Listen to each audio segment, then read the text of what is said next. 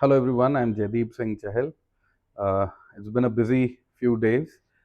Very sorry for a dirty vehicle, but it's been raining like anything in Punjab and we had no other option but to, do a hurried quick video before the vehicle leaves for its home. So this is my friend Ketan's Hilux from Gujarat.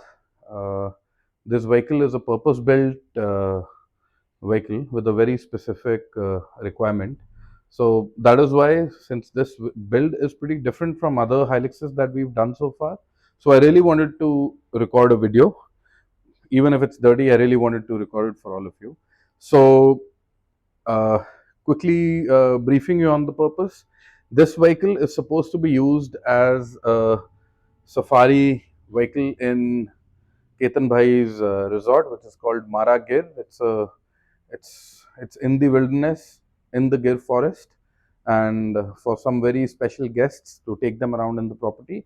That is what this vehicle has been built for. So everything on this vehicle is purely functional and is exactly how he wanted it. So not taking too much time, I'll quickly brief the entire vehicle on what all has gone in the build. Starting from the front, we have the really cool looking Ironman Raid bull bar. This is, I think, the top of the line bull bar which is available for Hilux anywhere in the world. This is a radar compatible, even though the Indian models didn't have a radar. This is a radar compatible and a airbag compatible bull bar approved by Toyota in Australia. So it doesn't get better than this. This bull bar is also having a provision to take a 32-inch light bar. So very neatly tucked in. We've got an Ironman light bar. Uh, on the side, we have the provision of a 40-watt spread type fog lamp, and the DRL and the turn signal is also a very cool cube light. So it lights up really bright. Uh, Also in the front, what we have is a concealed winch. This one has a 12,000 pound synthetic rope winch, and it has a 4 mm front bash plate. So if you can bring the camera a little low, we also have in the front, we've got the underbody guard by Hammer. This runs all the way till the end, so till the end of the transmission. Since the base of the engine and the transmission is all cast aluminum, this is very important to have a good solid underbody on a vehicle that you're trying to go off-road on. So Ironman load rated recovery points, these are rated for 5 tons, one on each side. This comes as a part of the kit with the bull bar itself. So that being it for the front, the stance is of course given by the uh, monotube IM2.5 Ironman suspension. We've got comfort leaves in the back, and it's been adjusted to take the load. That is the beauty of the Ironman 2.5 IM 2.5 suspension, that even if we have a zero load like in the previous builds, or we have a full max load, this is what we call a max load. It has the underbody, it has the winch, it has a complete bull bar. That is the maximum load you can actually, dead weight that you can put in the front. So the suspension happily takes that load. The same coil can run for low, moderate, and very high loads, and only the adjustment has to be done in the height. So that being it for the front, there's a lot of cool additions on this vehicle which we'll normally not see on a lot of other builds. If you can bring the camera this side, we've got the golden size for the Hilux. This is the 285 70 17 wheels on 9J minus 12 fuel wheels, and these are the Maxxis Razr 285 70 R17 tires. These are roughly 32.7 inches. For a Hilux, I feel on stock hardware and stock gearing, I don't think it is a wise decision to go anything above 33. I think this is the golden size. We shouldn't be, I think, playing around too much with the tire sizes, because slightly above what the engine can manage is actually not going to show on day one, but eventually the life of your transmission decreases, and the upper overdrive gears, your transmission fails to engage those. So this is the ideal size. So The tires sit flush. We are not trying to give it a beast look. It sits flush with the fenders and looks very clean. So it's supposed to run in dirt, in mud, slush, rocks, and on forest trails. So the vehicle getting dirty is nobody minds that. It is going to be wrapped olive green like those cool African safari Land Cruisers and Land Rovers that we see.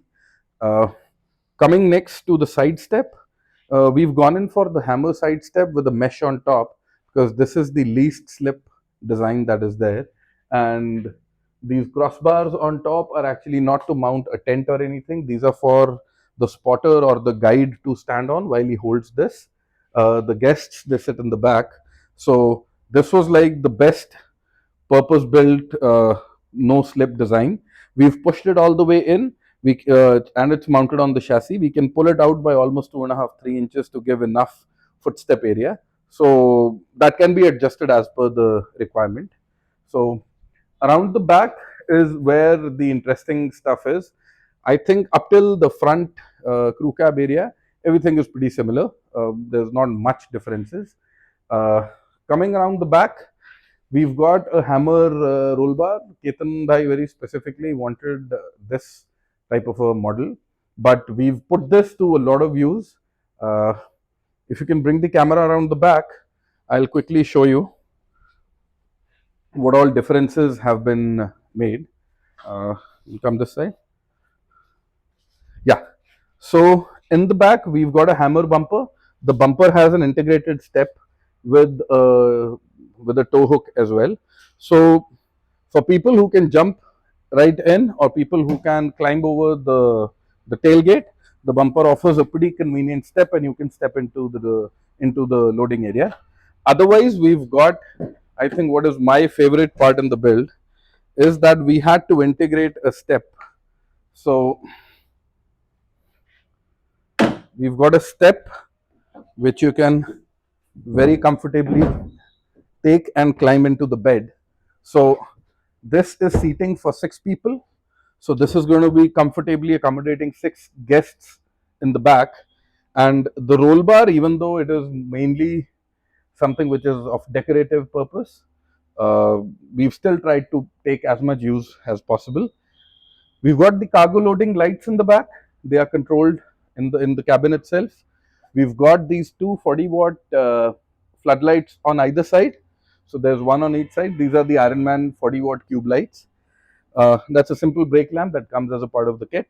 And these little cigarette lighter points, these are actually used to power two handheld LightForce strikers, which are known as the spotlights or the hunting lights. So the spotter on the side or the guide on the side can hold and spot with that, or the guests can also stand in here. So there's enough space for 4 to 6 people to stand, and they can, search around, look around with the spotlight. Another very interesting bit is this little box right here. So what this box is actually, this is 10 mm MS made into a box to load around 150 kgs in the back. So this is actually what Ketan bhai was using earlier to keep the vehicle stable. Now that it has the suspension, that is no longer needed, but we are using it to break in the leaves for now, and then eventually we'll remove that. So that's it for the rear. I'll quickly brief you through what all we've got in the front. So no major changes inside the vehicle. We've got this really cool Auxbeam uh, 8-switch gang box. This is like the top of the line model. It also connects to your phone, has the Bluetooth connectivity. You can get the phone app. You can basically operate everything on the gang box, even from your cell phone. So we're using 6 out of these. Uh, these labelings, they've got a whole bunch of 50 to 80 labels along with the kit. So what this does is this actually eliminates all wiring nonsense that we generally do in these switches inside, these dummy switches that we call. So these are generally used to run wires, and control electricals. So we've gotten rid of that. There is only one single cable which is breaching the firewall. No other cables are coming inside. This has its own independent fuse box outside and a relay setup. So everything is basically controlled through this and a single cable. So the wiring mess is really sorted. For people who have a lot of accessories on their vehicles, this is probably the best investment. So I'll quickly take you through this. We've got an onboard air compressor. So this has the single piston ARB compressor, and that is to air down, air up in case of any need. So everything is live and it works, and we've labeled them accordingly. This is the light bar, the 32-inch light bar in the front. So the light bar that is there in the bumper that we showed, this is the light bar, and the light bar turns on. The left and right are the flood pods. These are the 40-watt flood pods on either side, and even the feel of the switch is really nice. And this is my favorite labeling. It has the lights at the exact angle and position, and that is for the cargo lamps. And the backup switch is to power the two cigarette lighter points, and to use the striker handheld lights. This is going to be screwed in here, and we can change the angle as per our need. This is how it is going to sit. Actually, the Hilux has a pretty neat spot right in the middle, so very convenient, doesn't get in the way, and it's pretty easy to hide the wiring as well. So that's about it for the interior. Thank you.